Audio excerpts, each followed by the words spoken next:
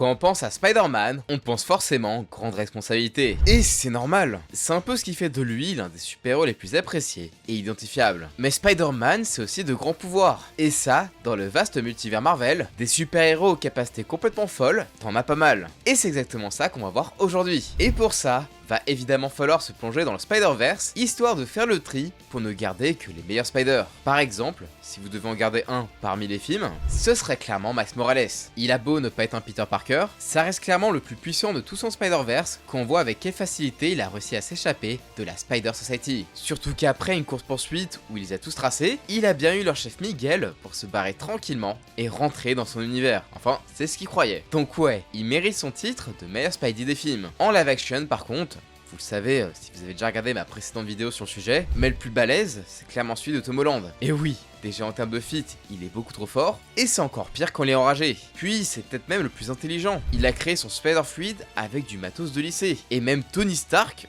genre on parle de Tony Stark quand même, il est impressionné. Puis en vrai, c'est un génie du combat pouvant se battre contre des super soldats. Puis il n'y a qu'à voir comment il humilie ses adversaires avec ses super gadgets technologiques. Mais là où il est vraiment top, c'est en Iron Spider, lui permettant de mettre des bonnes patates à Thanos et lui donnant en plus des pattes d'araignée bien efficaces pour la mobilité et le combat, comme face au Dr Octopus. Bon, après on va pas se mentir, c'est trop classe aussi. Mais bref, même s'ils sont forts, il y a des Spider-Man qui leur sont bien supérieurs, et on va voir ça aujourd'hui. D'ailleurs, si toi aussi tu kiffes vraiment l'Iron Spider du MCU, alors le sponsor du jour est fait pour toi. Grâce à Altaïa qui me fait l'honneur de sponsoriser cette vidéo, je peux vous montrer leur nouvelle collection pour pouvoir monter ton propre Spider-Man, version Iron Spider. Et évidemment, tu peux t'abonner grâce à mon lien en description. Grâce aux différents fascicules d'instructions, tu pourras alors assembler sans problème cette réplique de 90 cm faite de pièces en métal et ABS. Et pour plus de réalisme, l'armure est carrément rétro-éclairée et dispose de ces iconiques pattes d'araignée articulées et des yeux interchangeables qui s'illuminent. Une fidélité au modèle des films qui se justifie par la licence officielle Marvel Studios. En plus, chaque numéro est accompagné de contenu exclusif et d'anecdotes sur le MCU et sur l'univers de Spider-Man. Mais c'est pas tout. Tout au long de l'abonnement, vous recevrez plein de Spider cadeaux tels que 3 super posters, un mug, un t-shirt, une casquette et même un bus Aero Spider de 14 cm de haut. Alors foncez sur mon lien en description pour réserver votre abonnement. D'ailleurs, les 1000 premiers recevront comme cadeau exclusif un sac à dos Aero Spider. Alors un grand merci à Altaïa pour leur soutien.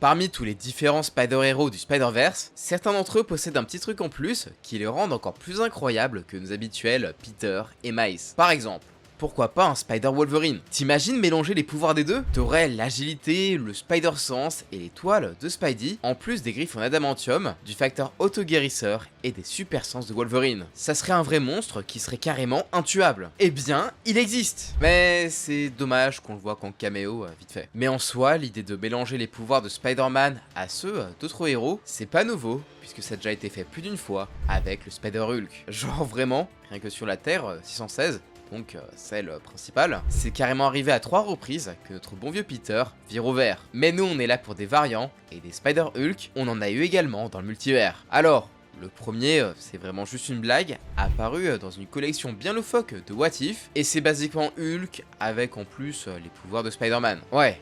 Dommage qu'il apparaisse aussi qu'en caméo, parce qu'un Spidey avec la force infinie de Hulk, je pense que ça aurait été bien utile contre les héritiers. Vous savez, ces espèces de vampires mangeurs de Spider-Totem qui ont failli détruire le Spider-Verse. Quant au Spider-Hulk de la Terre 122, là au moins, il est un peu plus unique. Dans ce monde, Bruce Banner n'est pas devenu Hulk, mais l'inventeur de la bombe gamma. Une atrocité pire que la bombe atomique qui va pleuvoir sur le monde, créant d'horribles Hulk parmi les victimes. Mais bon, l'État dirigé par le président Ross va s'en débarrasser, il va acheter Stark Industries et va détruire toute force d'hostilité comme la race mutante. Et dans l'eau, il va récupérer un précieux atout, l'élève favori de Banner, qui avait été piqué par une araignée radioactive dans l'espoir de le guérir d'une maladie, faisant de lui le terrible Spider-Hulk. Un monstre de puissance gigantesque, capable même d'offrir un combat digne de ce nom à notre bon vieux Hulk de la Terre 616, qui aura bien galéré à le coucher. Après, rassurez-vous, il y a aussi des Spider-Héros avec des pouvoirs plus uniques, mais tout aussi potentiellement dangereux. C'est le cas de Crystal Katawi, la Trin Spider de la Terre 116. Bon alors, comme elle est toute nouvelle, on n'a pas trop vu ses pouvoirs, mais sachant qu'elle peut entrer dans la dimension des rêves, qu'elle manipule à sa guise, ça pourrait devenir une très puissante Spider-Héroïne pour gérer les catastrophes surnaturelles, et je sais pas, veiller qu'on ne fasse pas de cauchemar. Bon, ça a l'air un peu con dit comme ça, mais rigolez pas hein, cauchemar c'est un vrai méchant. Alors, je sais bien que c'est pas une vraie Spider variante comme elle est de la Terre 616, comme Peter par exemple, mais bon, Spider-Woman est intégrée au Spider-Verse, et ses pouvoirs sont tellement uniques qu'elle méritait sa place ici. Et puis c'est déjà moins ridicule que les méchants qu'affronte le puissant Super-Diamond. Alors lui, s'il est là malgré son côté très kitsch, c'est grâce à son léopardon, son espèce de Megazord. Parce que oui, dans l'univers de ce Spider-Man japonais, c'est plus un héros en mode Super Sentai ou Power Rangers. Mais en vrai, rigolez pas, puisque son arme secrète est sûrement l'une des plus cheatées du Spider-Verse. Je parle évidemment de sa Sword Vigor, une arme capable de one-shot tous ses ennemis. Mais vraiment tous en plus, vu que ça marche même sur Solus, le chef des héritiers. Mais celle qui a clairement le plus de potentiel d'entre tous, c'est évidemment Anna May Parker, la fille de Peter et de Mary Jane de la Terre 18119. Bon alors déjà, rien que son existence, c'est un danger, surtout quand on sait que sur la Terre 616, Mephisto craint tellement sa naissance et sa montée en puissance qu'il a dû faire un horrible deal dans One More Day pour séparer Peter et Mary Jane. Mais là en plus, Spiderling a la fonction d'être la pattern maker du Spider-Verse, ce qui est très fort. Bon après, à quel point vous me direz? Ah bah en fait, elle peut juste manipuler la toile de la vie et de la destinée pour se déplacer entre les univers, guérir des gens transformés de force en Spider-Monstre, créer des super armures, réparer la fameuse toile du Spider-Verse tout en renvoyant les intrus dans leurs univers, ou carrément envoyer des attaques psychiques grâce à sa connexion à la toile. Ouais, elle peut tout faire, ou presque. Tu m'étonnes que Mephisto, genre le diable quoi, qu'il veuille pas qu'elle naisse sur 616. En vrai, c'est un personnage vraiment très cool, apparu dans la série de comics Renouez vos vœux, où Peter et Mary Jane sont enfin mariés, parents et heureux avec leur petite famille de héros. Parce que oui, Mary Jane a aussi eu des spider pouvoirs et un costume que je trouve vraiment trop stylé. D'ailleurs, Annie a fait un petit caméo dans Across the Spider-Verse avec sa maman dans son premier costume. D'ailleurs, si toi aussi tu veux être un maître du multivers comme Spiderling, rien de plus simple. Il te suffit de t'abonner à la chaîne et d'activer la cloche des notifications. Avec ça, tu ne louperas rien des prochaines vidéos. De quoi faire de toi un expert sur les pires monstres, méchants et variants de tes univers de pop culture favoris. Merci de ton soutien.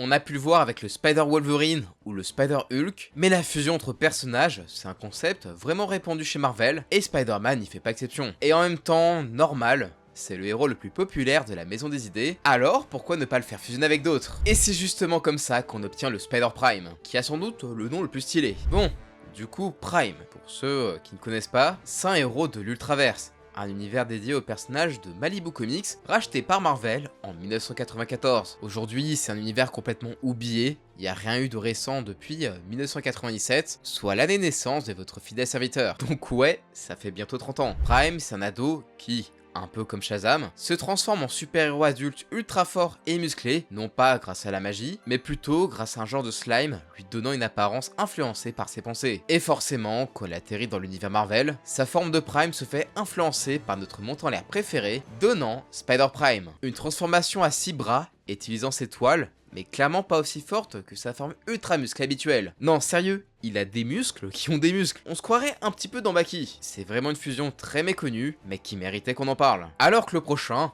normalement, si vous êtes un petit peu fan de comics, vous en avez déjà entendu parler. Je parle évidemment de Spider-Boy. Pas cette fraude créée par Dan Slott, mais lui, Peter Ross. La fusion entre le Spider-Man qui était Ben Reilly et Connell, alias Superboy. Ici, le général Ross voulait que les laboratoires Cadmu recréent un super soldier comme lui là. La fusion entre Superman et Captain America. Et évidemment, le projet a foiré. Peter Parker, le créateur du projet, a explosé en tentant l'expérience sur lui. Non, je répète, il a explosé genre destruction dans Pokémon. Ce qui a réveillé l'autre expérience qui était Peter Ross, son clone, pouvant manipuler sa propre gravité pour coller au mur et avoir une super force. Il a été adopté par le général Ross qui lui a appris la fameuse phrase avant d'être tué, faisant de Pete Spider-Boy. Un super-héros bossant pour Cadmu et luttant contre le crime avec son pistolet à toile bien pratique contre des vilains comme Bizarronage, King Lizard ou encore Scavulture. Il a même eu un team-up avec la Légion des Gardiens Galactiques de 2099 où le Spider-Boy 2099 l'a sauvé contre Kang le Conquérant Temporel. Vraiment, un délire assez rigolo à lire, mais je sais pas, je le trouve pas au niveau d'un Super Soldier ou Dark Law en termes de fusion. Enfin, ça reste déjà moins délirant que les fusions du Warp World. Durant l'événement Infinity Warps, Gamora a utilisé les pierres de l'infini pour enfermer les âmes de tout l'univers dans la pierre de l'âme, tout en repliant l'univers en deux, créant un monde où tout a fusionné, donnant des héros comme Arachknight, fusion de Spider-Man et Moon Knight. Et oui, je pense que vous avez déjà vu son costume dans le jeu vidéo Spider-Man 2. Sauf que plus tard, cette fichue gemme a fini par se briser, repliant encore une fois cet univers, créant des fusions de fusions, dont le puissant Spider Suprême, fusion d'Arachknight et Soldier Suprême, qui est lui-même un mix entre Doctor Strange et Captain America. Ouais, sacré mix and twist le bordel. Et c'est pas fini, on n'a même pas eu le temps de voir ses pouvoirs qu'une nouvelle fusion a lieu, le faisant fusionner avec Ghost Hammer, qui est, vous l'avez deviné, une fusion mêlant Ghost Panther et Iron Hammer. Résultat, ce Hammer suprême réunit les pouvoirs et capacités de Spider-Man, Moon Knight, Doctor Strange, Captain America, Ghost Rider, Black Panther, Iron Man et Thor. Putain, c'était un peu long à dire. Tu m'étonnes qu'avec son marteau et ses pouvoirs complètement craqués, il a pu battre la giga fusion de leur ennemi, réparer leur univers et défusionner tout le monde d'un seul et unique coup. Non, c'est d'un ridicule, on dirait les délires un petit peu cons qu'on avait quand on était petit. Genre, et si Végétaux, il fusionnait avec Gogeta. Avec ce Hammer suprême, là on entre clairement dans les plus puissants des puissants Spider variants. Mais bon, c'était un peu de la triche. C'est plus un mix de tous les personnages qu'un vrai Spider-Man. Du coup, on va rester fair play et voir les Spider-Héros au pouvoir déjà cosmique. Et le premier du lot, c'est sûrement l'un des plus sous-estimés, et pour cause, c'est le Spider-Man zombie. Alors, si vous avez déjà vu ma vidéo sur cet univers, normalement, vous le connaissez déjà, et merci de votre fidélité. Mais pour les autres, sachez que ce n'est pas juste un zombie ordinaire. Ici, les morts-vivants gardent aussi bien leur pouvoir que leur personnalité. Du moins, tant qu'ils ont pas la dalle. Et vraiment, avec des super zombies, l'infection s'est propagée à vitesse grand V, et ils avaient déjà tout bouffé sur Terre. Mais genre vraiment tout, au point qu'ils devaient goûter à d'autres saveurs, comme le surfeur d'argent et Galactus. Et eux, ils se sont fait graille, donnant à notre Spider Zombie et ses potes des pouvoirs cosmiques. Et avec, forcément, lui et les autres vont littéralement bouffer tout leur univers. Bon ok, après finit par ne plus avoir ses pouvoirs, mais genre, t'imagines un Spider-Man immortel avec des pouvoirs cosmiques et une fin qui le rend fou et qui se propage? Ça serait un vrai danger. Et si un Spider-Zombie avec des pouvoirs cosmiques, vous trouvez ça débile, et bah là, clairement, vous êtes pas prêts. Mais genre, vraiment. On va donc parler du comic Cosmic Spider-Man, qui est d'ailleurs très chiant à dire. Alors, c'est un power-up venu a priori de la Terre 116. Et tout ça, ça vient d'un comics vraiment nul à chier, nommé How to Read Comics The Marvel Way, qui essaie de t'apprendre à lire des comics. Genre, quand même, le truc, il t'explique comment imaginer l'action. C'est un peu méta, mais très débile. Enfin bref. Ici, Mysterio trouve le comic cosmique, un puissant artefact pouvant modifier le médium, pour piéger Spider-Man dans un comics. Sauf que grâce au pouvoir des lecteurs, Spidey s'échappe, mais ce con déchire le comic cosmique, déchirant les gens et même les animaux en comics. Du coup, grosse bataille à travers le temps pour s'approprier les pouvoirs de cet artefact à la con, et grâce à son interaction avec Amazing Fantasy dans le passé, Spider-Man a obtenu les pleins pouvoirs sur ce médium. De quoi libérer Mysterio du bouquin où il était coincé, avant de l'affronter. Lui, qui avait la puissance d'internet. Non mais putain, mais qui est-ce que je suis en train de vous dire là? Oh là là. Là vous devez peut-être vous dire, Alcor, mais t'es fou là. Et non, vraiment. C'est trop con comme power-up, soi-disant méta. Tout ça pour te dire que si tu lis pas au format papier, tu ne battras pas le pouvoir d'internet. Ouais, bon bah bof, je sais pas trop quoi en penser de ce power-up, qu'on a quasiment pas vu. Donc bon, c'est peut-être plus fort que celui de Gwenpool, vu que ça semble marcher aussi sur les mangas, les BD et tout ce qui ressemble. Mais bref, c'est plutôt chelou. Mais si tu veux un vrai Spider-Man ultra fort, il faut évidemment parler du chouchou des fans, le Cosmic Spider-Man. Alors, pour rappel, le Spider-Man de la Terre 616 a déjà possédé la Force Enigma, un pouvoir symbiotique de lumière cosmique qui fait de lui pendant un temps le nouveau Captain Universe. Enfin, avant que le pouvoir s'en aille, allant vers d'autres personnages qui doivent sauver l'univers. Ouais. Eh bien, sur cette terre, il n'a jamais perdu ce pouvoir pour on ne sait quelle raison. Un pouvoir si puissant qui faisait même peur aux héritiers qui n'osaient pas venir dans son monde. Du coup, c'est évidemment là que la Spider Army s'est planquée. Enfin, jusqu'à l'attaque de leur chef Solus, que ce Cosmic Spider-Man a affronté au maximum de sa puissance jusqu'à son dernier souffle. Et franchement, quand je vois la force du taré que la Force Enigma a donné à Eddie Brock face au dieu des symbiotes qui était Knull, qui était genre 1 milliard de fois plus puissant que Solus, je me dis qu'à posteriori, sans mauvais jeu de mots, Solus aurait pas pu le solo. Et étonnamment, même avec les pouvoirs d'énergie cosmique de la Force Enigma, ce Spider-Man n'est pas le plus puissant de tous. Et non, car ce titre revient au Beyonder Spider-Man. Sur la Terre 20151, en pleine Secret Wars à l'ancienne, Spider-Man et Wolverine assistent au terrible combat opposant Dr. Doom et l'entité cosmique qu'est le Beyonder. Et à la fin, alors que Doom allait obtenir son pouvoir, ce dernier atterrit entre les mains de Spidey. Et avec, il était devenu un vrai dieu pour sa New Parker City, sa propre ville issue de technologies du 32e siècle. Vraiment, il pouvait tout faire, c'est abusé. Il pouvait réarranger les molécules pour battre les vilains, devenir géant, envoyer des gros rayons d'énergie ou des toiles énergétiques. Ah, et il pouvait ressusciter Oncle Ben à volonté, parce que oui, ce con est mort souvent, très souvent. Genre, ce bolos, il meurt 3 fois en 3 pages. Genre, c'est son destin de crever. C'est un peu comme dans le film Flash, où Batman il meurt à chaque fois. Et en vrai, ça me fume, parce que dans les comics, sa femme, Tante May, elle est immortelle. Non, Peter Parker, il aura jamais l'argent de la vieille. Et si ce que je vous dis c'est con, bah vous imaginez pas la suite. Parce que tout ça, ça a duré qu'un milliardième de seconde avant que Doom ne récupère les précieux pouvoirs du Beyonder. Et s'il a pu faire ça en si peu de temps, je vous laisse imaginer s'il les avait gardés. Eh bien, ça en fait des Spider variants avec des pouvoirs de fou. Dommage que leur histoire ne soit pas plus travaillée et aboutie que ça. J'aurais bien aimé revoir Spider-Ling ou la Dream Spider par exemple. Elles avaient vraiment du potentiel pour raconter quelque chose de différent. Et au final, ce qui rend les autres Spider variants moins intéressants, c'est justement qu'ils sont bien trop puissants. Ils sont à un niveau tellement supérieur qu'ils perdent tout l'intérêt de Spider-Man. Être identifiable, pour nous,